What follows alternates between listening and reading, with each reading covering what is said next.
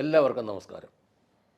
ഞാൻ ഈ മാസം 5-ാം തീയതി വാടക കെട്ടിടങ്ങളുടെ അവസാനമായി എന്ന ഒരു വീഡിയോ ചെയ്തിരുന്നു. അതിന് ധാരാളം അനുകൂല കമൻറ്റുകളും എതിര് കമൻറ്റുകളും ഒക്കെ വന്നെങ്കിലും അതിനോട് ചേർത്ത 1-2 കാര്യങ്ങൾ തീർത്ത് പറയാനാണ് ആഗ്രഹിക്കുന്നത്.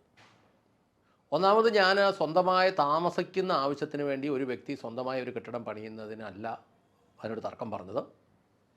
പിന്നെ ഒരു വ്യക്തി ഒരു സ്വയം ആവശ്യത്തിന് വേണ്ടി ഒരു കൊമേഴ്സ്യൽ ബിൽഡിംഗ് പണിയുന്ന കാര്യത്തിലുമല്ല ഞാനത് അഭിപ്രായം പറഞ്ഞത്. ഞാനിത് പറഞ്ഞത് എന്തിനാണ് എന്ന് ചോദിച്ചാൽ, ഒരു മനുഷ്യൻ ഒരു വരുമാനം പ്രതീക്ഷിച്ച് ഒരു വീട് പണിത് വാടകയ്ക്ക് കൊടുത്താൽ, ഇപ്പോൾ ഞാൻ അതോട് ചേർന്ന് പറയുന്നു, ഒരു കൊമേഴ്സ്യൽ ബിൽഡിംഗ് ആണെങ്കിലും പണിത് വാടകയ്ക്ക് കൊടുത്താൽ അത് ആ കാലം അത്ര നല്ലതല്ല, അതിനകത്തൊരു സാമ്പത്തിക മെച്ചമില്ല എന്നാണ് പറയുന്നത്. അങ്ങനെ പറയാനുള്ള കാരണം, ഞാൻ ഈ കെട്ടിടം പണി തൊഴിലാളി, അല്ലെങ്കിൽ ഞാൻ ഇതിൻ്റെ കോൺട്രാക്ടറായിരുന്നു. എൻ്റെ ജീവിതത്തിൽ ഇതിൻ്റെ എഞ്ചിനീയറിംഗ് സൈഡിൽ നിന്നുള്ള സാങ്കേതിക വിദ്യാഭ്യാസത്തിന് ശേഷം ഞാൻ ആദ്യത്തെ ഒരു 5 വർഷം കാലം കോൺട്രാക്ടർമാരുടെ സൂപ്പർവൈസറായിട്ടും, പിന്നീട് ദീർഘകാലം ഏതാണ്ട് 35 വർഷത്തോളം എനിക്ക് ഈ ഫീൽഡിൽ എക്സ്പീരിയൻസ് ഉണ്ട്. ഞാൻ ഈ അടുത്ത കാലം വരെ കെട്ടിടം പണി കോൺട്രാക്ട് എടുത്ത് ചെയ്തുകൊണ്ടിരുന്ന ഒരാളാണ്. പഴയ കാലങ്ങളുമായി നോക്കുമ്പോൾ ഇപ്പോൾ ഈ മേഖലയിൽ വന്ന വ്യത്യാസങ്ങൾ ഒന്നൊന്നായി നിങ്ങളോട് അക്കമിട്ട് പറയാൻ ഞാൻ ആഗ്രഹിക്കുന്നു. നമ്മൾ വസ്തു വാങ്ങിക്കുകയാണെങ്കിൽ പണ്ടെന്നൊക്കെ പറഞ്ഞു കഴിഞ്ഞാൽ അതിന് നിസ്സാര വിലകളെ ഉള്ളായിരുന്നു.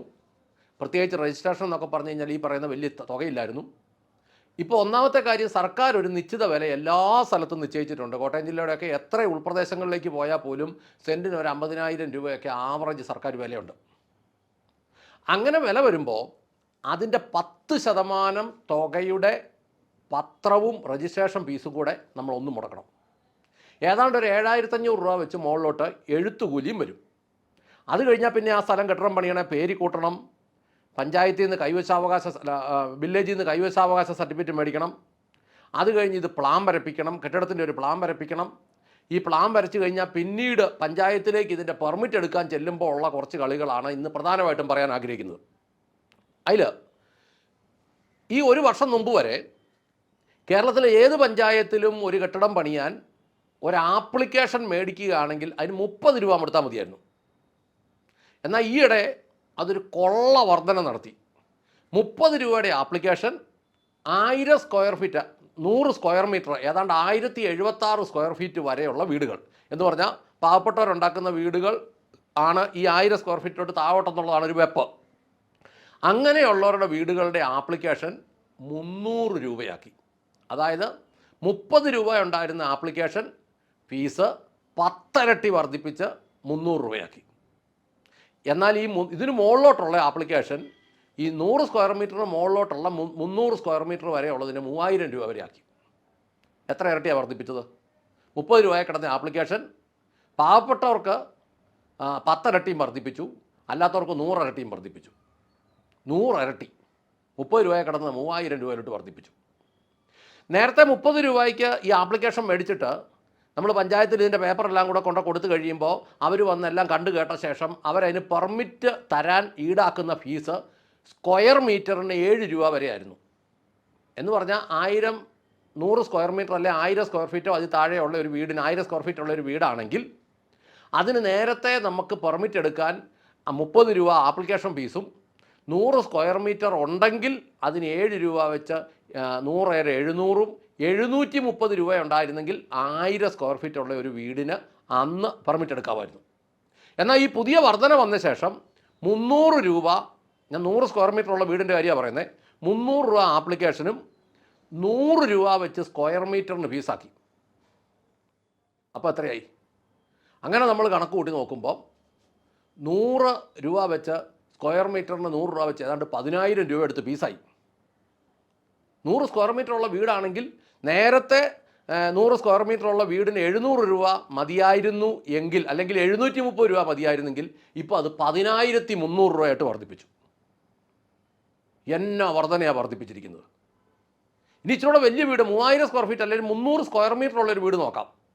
300 സ്ക്വയർ മീറ്റർ ഉള്ള വീടാണെങ്കിൽ നേരത്തെ അതിന് 30 രൂപ ആപ്ലിക്കേഷൻ ഫീസും സ്ക്വയർ മീറ്ററിന് 7 രൂപ വെച്ച് കൂട്ടിയാൽ 2,100 രൂപ പെർമിറ്റ് ഫീസും ഉണ്ടായിരുന്നെങ്കിൽ 2130 ഇനി വല്ല സെസോ ഫീസോ എല്ലാം കൂടെ ഒക്കെ കൂട്ടിയാലും 2200 താഴെ തീരുമായിരുന്നു. 2200 രൂപയ്ക്ക് താഴെ തീരുമായിരുന്നു. ഇപ്പോൾ എന്നാ കാണിച്ചെന്നറിയോ? 3000 രൂപ ആപ്ലിക്കേഷൻ്റെ ഫീസും സ്ക്വയർ മീറ്ററിന് 150 രൂപ വെച്ചാക്കി. അപ്പോൾ 300 സ്ക്വയർ മീറ്റർ ഏതാണ്ട് 3200 അടുത്ത് വരും. ഒരു സ്ക്വയർ മീറ്റർ എന്ന് പറഞ്ഞാൽ 10.76 സ്ക്വയർ ഫീറ്റാണ്. ഒരു സ്ക്വയർ മീറ്റർ എന്ന് പറഞ്ഞാൽ 10.76 സ്ക്വയർ ഫീറ്റാണ്. അപ്പോൾ 300 സ്ക്വയർ മീറ്റർ ഉള്ള വീടിന് ആപ്ലിക്കേഷൻ മേടിക്കണമെങ്കിൽ 3000, അതിൻ്റെ പുറത്ത് 300 × 150 45,000 രൂപ പെർമിറ്റ് ഫീസ്. 45,000 രൂപ പെർമിറ്റും 3000 രൂപ അതിൻ്റെ ആപ്ലിക്കേഷൻ ഫീസ് ഉൾപ്പെടെ 48,000 രൂപ കൊടുത്താൽ ഇപ്പോൾ ഇതെടുക്കാൻ പറ്റുള്ളൂ. ഈ കൂട്ടലിനെ ഒടുക്കത്തെ കൂട്ടെന്ന് പറയുന്നത്. ഒടുക്കത്തെ കൂട്ട്. എന്നെ ആക്രമം പിടിച്ച പണിയാണ് ചെയ്യുന്നത്. അതുകൊണ്ട് എന്തു വേണ്ടി നേരത്തെ 2000 2200 രൂപയ്ക്ക്, നേരത്തെ കഴിഞ്ഞാൽ 6 മാസം മുമ്പല്ലേ, ഒരു വർഷം മുമ്പ് 2200 രൂപയ്ക്ക്, കഴിഞ്ഞ മാർച്ചിന് മുമ്പത്തെ കാര്യം പറഞ്ഞത്, 2200 രൂപയ്ക്ക് നടന്ന കാര്യം ഇപ്പോൾ ചെയ്യണമെങ്കിൽ നമ്മുടെ കേരളത്തിലെ പഞ്ചായത്ത് ചെന്നാൽ അതിന് 48,000 രൂപ മുടക്കണം. ഇതിന് അഡീഷണൽ സെസ്സോ വല്ല വയ്യാവേലിയോ ഉണ്ടെങ്കിൽ അതിൻ്റെ മുകളിൽ എന്ന് പറഞ്ഞാൽ നമ്മൾ നോക്കിക്കഴിയുമ്പം പാവപ്പെട്ടവനിട്ട് കൊടുത്തത് 15 ഇരട്ടി. കൃത്യം കണക്ക് നോക്കുമ്പോൾ പണക്കാരനിട്ട് അല്ല ഇടത്തരക്കാരനിട്ട് കൊടുത്ത് 23 ഇരട്ടി. ഈ 3000 സ്ക്വയർ മീറ്ററൊക്കെ ഉള്ള വീട് പണിയുന്നവൻ എല്ലാം പണക്കാരനും ഇടത്തരക്കാരൻ എന്നൊക്കെ പറയാൻ പറ്റും. കേരളത്തിലെ കോർപ്പറേറ്റുകളൊന്നും 3000 സ്ക്വയർ ഫീറ്റിൻ്റെ വീടല്ല പണിയുന്നത്. കൊടുത്ത പണി എന്ന് പറഞ്ഞാൽ ഇത്ര ഭയങ്കരമാണ്. അപ്പോൾ ഇനി ഇത് കഴിഞ്ഞിട്ടൊരു കാര്യമുണ്ട്. ഇത് പെർമിറ്റ് കിട്ടാൻ മാത്രമാണ്. പെർമിറ്റ് കിട്ടിക്കഴിഞ്ഞിട്ട് പിന്നെ ഇതിന് നമ്പർ ഇടാൻ ചിലവുണ്ട്. നമ്പർ ഇട്ട് കഴിഞ്ഞാൽ പിന്നെ വർഷം തോറും പഞ്ചായത്തിൽ നിന്ന് നികുതി വരും. അത് എല്ലാ വർഷവും വർദ്ധിപ്പിച്ചുകൊണ്ടിരിക്കും. ഇപ്പോൾ പഞ്ചായത്ത് പറയുന്നത് 1 വർഷം കൂടുമ്പോൾ കിട്ടിയാൽ പോരാ, 6 മാസം കൂടുമ്പോഴേലും കിട്ടിയില്ല ഞങ്ങൾക്ക് രക്ഷയില്ലെന്നാണ് പറയുന്നത്. പിന്നെ വില്ലേജിൽ നിന്നൊരു നികുതി വരും. പിന്നെ 1 വർഷം കഴിയുമ്പോൾ തൊഴിലാളി ക്ഷേമനിധി വരും. തൊഴിലാളി ക്ഷേമനിധി എന്ന് പറയുന്നത് എസ്റ്റിമേറ്റിൻ്റെ 1%. എസ്റ്റിമേറ്റിൻ്റെ 1%, ഒരു 1500 രൂപയെങ്കിലും നമ്മുടെ വീടിന് സ്ക്വയർ ഫീറ്റ് ആയിട്ടുണ്ടെന്ന് സമ്മതിച്ചിട്ട് അതിൻ്റെ 1% തൊഴിലാളി ക്ഷേമനിധി അത് വേറെ അടയ്ക്കണം. അതൊക്കെ ആർക്കാണ് കിട്ടുന്നതെന്ന് ദൈവത്തിനറിയാം. വണ്ടിക്ക് ടാക്സ് അടയ്ക്കുമ്പോൾ, കൊമേഴ്സ്യൽ വണ്ടികൾക്ക് ടാക്സ് അടയ്ക്കുമ്പോൾ ക്ഷേമനിധി അടയ്ക്കാമെന്നും പറഞ്ഞ് ആയിരങ്ങൾ മേടിച്ചെടുക്കുന്നുണ്ട്. ആർക്കാണ് ഇത് കിട്ടുന്നെന്നുള്ളത് ദൈവത്തിനറിയാം. മേടിച്ചെടുക്കുക. എന്നിട്ടോ ഇത് വാടകയ്ക്ക് കൊടുക്കാമെന്ന് വെച്ചാൽ ഈ വാടകയുടെ ഡിപ്പോസിറ്റിന് GST ഇത്ര ശതമാനം കാണിച്ച് എഗ്രിമെൻ്റ് എഴുതി രജിസ്റ്റർ ചെയ്യണം. അതിന് മുദ്രപത്രം മേടിക്കണം, രജിസ്ട്രേഷൻ ഫീസ് വേറെ കൊടുക്കണം, എഴുത്ത് ഫീസ് വേറെ കൊടുക്കണം. അത് കഴിഞ്ഞിട്ട് പിന്നെ വാടകയ്ക്ക് കൊടുത്താൽ കിട്ടുന്ന വാടകയ്ക്ക് 18% GST. ഇനി അതിലും രസം, ഈ കേരളത്തിൽ പ്ലാസ്റ്റിക് നിരോധിച്ചിരിക്കുന്ന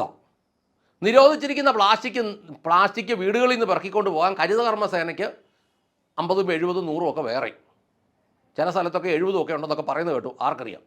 നിരോധിച്ച സാധനമാണ്. ഇനി ഈ കെട്ടിടം എടുക്കുന്നത്, ഞാനിത് പറഞ്ഞപ്പോൾ പലരും പറഞ്ഞു ഇതന്നെ കയ്യിൽ നിന്ന് മൊത്തം പലിശയ്ക്ക് എടുത്താണോ ചെയ്യുന്നത്? പൈസ കയ്യിലുണ്ടെങ്കിൽ അതിനൊരു പലിശയുണ്ടല്ലോ. ബാങ്കിൽ നിന്ന് ലോൺ എടുത്താൽ 8.9%, 9%-ഒന്നും സാധാരണക്കാർക്ക് കിട്ടില്ല. 12%, 13%-ലധികം പലിശ കൊടുക്കേണ്ടി വരും. ആ പലിശയും പിന്നെ അതിൻ്റെ കൂട്ടത്തിൽ ഈ അടവിൻ്റെ ഒരു ഗഡു എല്ലാം കൂടെ കൂട്ടുമ്പോൾ വലിയ തുക വരും. അതാണ് ഞാൻ അതിനകത്ത് പറഞ്ഞത്. അന്നേരം 1000 സ്ക്വയർ ഫീറ്റ്, പിന്നൊരു തർക്ക വിഷയം വന്നത് 1000 സ്ക്വയർ ഫീറ്റ് ഉള്ള വീട് പണിയാൻ 15 ലക്ഷം രൂപ മതിയെന്നാണ്. പക്ഷേ 10,000 രൂപ വാടക കിട്ടത്തക്ക രീതി കൊള്ളാവുന്ന രീതിയിലൊരു വീട് പണിയണമെങ്കിൽ 15 ലക്ഷം രൂപ കൊണ്ടൊന്നും പണിയാൻ പറ്റത്തില്ല. അത് പണിയാമെന്ന് പറയുന്നതൊക്കെ വെറും തട്ടിപ്പുകാരായിരിക്കും. കാരണം ഈ അടുത്ത കാലത്ത് എൻ്റെ ഒരു സ്നേഹിതൻ ഒരു വീട് മേടിച്ചു. കച്ചവടക്കാർ പണിത് വിൽപ്പനയ്ക്കിട്ടിരുന്ന വീടാണ്. മേടിച്ചിട്ട് 6 മാസം കഴിഞ്ഞപ്പോൾ ഈ കക്കൂസ് കുഴി നിറഞ്ഞു, ബ്ലോക്കായി കഴിഞ്ഞപ്പോൾ സെപ്റ്റി ടാങ്ക് ഉണ്ടെന്നൊക്കെ പറഞ്ഞ് വിറ്റതാണ്.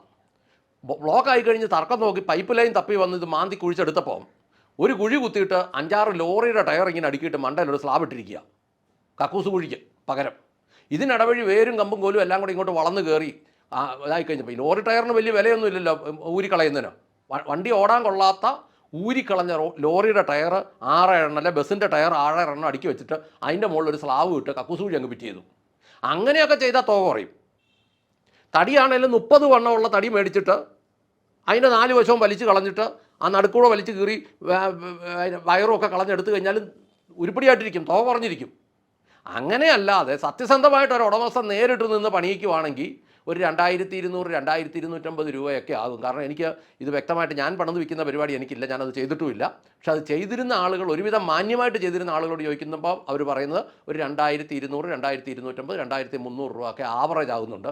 നമ്മൾ കോൺട്രാക്റ്റൊക്കെ കൊടുക്കുകയാണെങ്കിൽ ഒരുവിധം കൊള്ളാവുന്ന കോൺട്രാക്ടർമാരാണെങ്കിൽ 2500 രൂപ ഒക്കെ വരും. അപ്പോൾ ഈ 2500 രൂപയൊക്കെ, അതായത് ഈ 1000 സ്ക്വയർ ഫീറ്റിന് 10000 രൂപ വാടക കിട്ടത്തക്ക രീതിയിലാണെങ്കിൽ, ലോൺ പെര പണിയുന്ന പോലെ പണിത് വെച്ചാൽ വാടക കിട്ടുകയില്ല. മാന്യമായ വാടക കിട്ടണേ, ഒരുവിധം കൊള്ളാവുന്നവർ വന്ന്, എന്ന് പറഞ്ഞാൽ ഒരുവിധം നിലവാരമുള്ളവർ വന്ന് താമസിക്കണേ, അതിനുള്ള നിലവാരത്തിൽ വീട് പണിത് വെച്ചാൽ അതിന് തുകയാവും. അതുകൊണ്ട് ഈ നല്ല ഒരുവിധം കൊള്ളാവുന്ന സാധനങ്ങൾ ഉപയോഗിച്ച് പണിയുകയാണെങ്കിൽ തുകയാകും എന്ന് നിങ്ങളോട് പറയാൻ ആഗ്രഹിക്കുന്നു. ഇതോടൊപ്പം മുന്നോട്ട് ചില വീടുകൾ, എനിക്ക് ഈ ഫീൽഡിൽ എക്സ്പീരിയൻസ് ഉള്ളതുകൊണ്ട് ഈ നിർമ്മാണ മേഖലയിലെ തട്ടിപ്പുകളെക്കുറിച്ച് എനിക്ക് നല്ല വ്യക്തമായിട്ടറിയാം. ഞാൻ ചെയ്തിട്ടില്ല, പക്ഷേ ചെയ്യുന്നത് പലപ്പോഴും ഞങ്ങൾ കണ്ടിട്ടുണ്ട്. പലരും പല സൈറ്റുകളിലും പല വിൽപ്പന വീടുകളും ഇതിൻ്റെയൊക്കെ യഥാർത്ഥ ചരിത്രം നമ്മൾ തപ്പിത്തേടി പോയാൽ ഞാൻ പിന്നീട് പല വീഡിയോകളിൽ ഇത് പറയാം നിങ്ങളോട്.